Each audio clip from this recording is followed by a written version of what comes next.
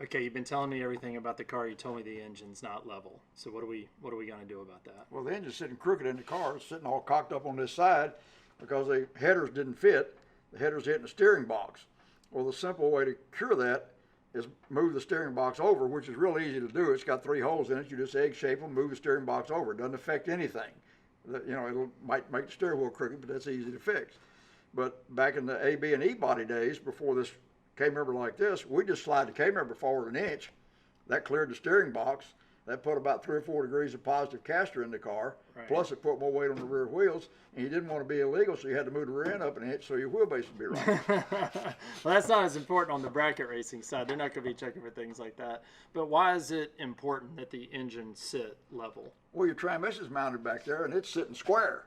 Okay. The transmission mount's flat, the cross member's flat, and this is sitting up here like this. Well, something's in a bind. Yeah, something's not doing Something's right. going to break eventually. You'll break the tail housing on the transmission. Something's going to give up. I mean, it's got to. Yeah, makes sense. Because you got 500 horsepower, whatever you got there, 450, whatever it is, and it's twisted. Well, something's got to give. So we're going to put an engine plate on it, get the engine level, and get it tied down like it ought to be instead of those rubber mounts.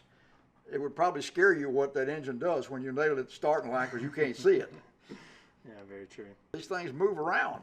Well, you don't want them moving around. You don't want it burning up power moving around. You want the power to go forward. Yeah. Left, right, no. Forward and up, it's fine. Yes. And we got all the front tied together now, so the frame won't be twisting like it was before.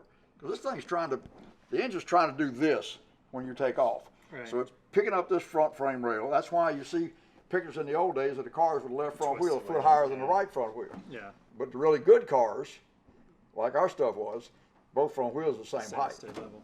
Now I noticed on the bar that you triangulated that you cut it in half just to get it to sit on.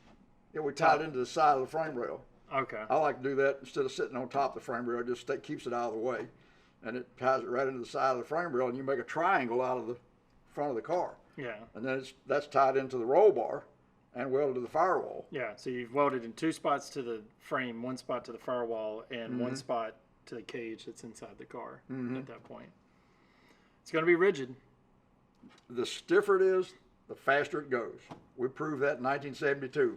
Me and Gail built that Demon. They were so stiff it was compared to anybody else's car. There wasn't any comparison. Right. Well, it'll be interesting because we'll be able to somewhat back-to-back it, because we raced in cold temperatures and testing. And so once we get all this done, we'll be able to go back, same motor, hopefully similar conditions, and actually see what the difference was. Yeah, we're going to add some weight. So we probably added 40 pounds, maybe. I'm tying the frame together, so that's 8 feet of 2x3 tubing, 083 wall. And this was, I think it was about 5.5 feet on each side here of 083 wall. So when you're talking about tying the frame together, yeah, what's that mean? Well, this is a unibody car. So you got the front frame welded to the body up here, you got the rear frame welded to the body back there. There's nothing in between. And I was standing on the starting line when Landy left the starting line with his E-body car one day.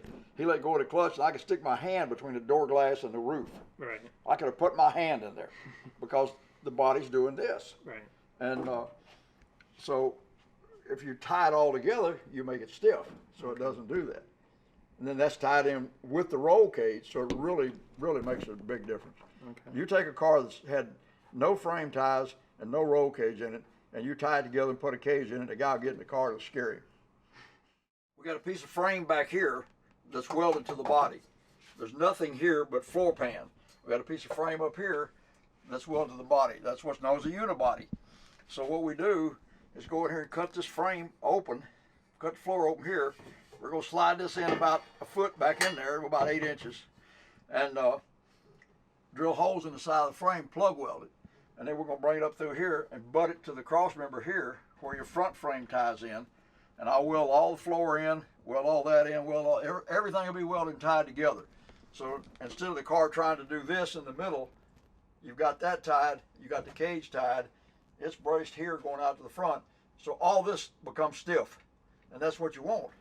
It transfers the weight instead of bending the car. But it really helps to tie one together. I've done a bunch of them, and it really does help. And he said, Herb, can you put a roll cage in my car? I said, sure. So he drops the car off on Monday. He goes home to Ohio, comes back and picks it up Thursday, and goes to Bristol. Well, he goes to the starting line and makes a run. I put a full cage in it, and I think we tied it together and put the cage in. I know we put the full cage in it. And I'm up there Friday, and he makes a run, and here he comes. I mean, he's on a mission looking for me. I can tell. He's coming straight at me. And he got right up in front of me. He said, "What did you do to my car?"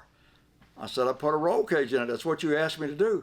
He said, "I nailed that thing, and it scared me to death. It just took off. It didn't bend, it didn't twist, it didn't do anything stupid. It just took off." Right. And that's what a cage will do to a car. And Dave had a Challenger, and he was good.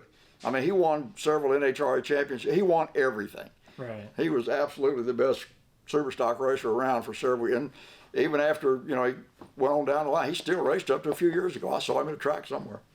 But he dominated NHRA super stock for a long time.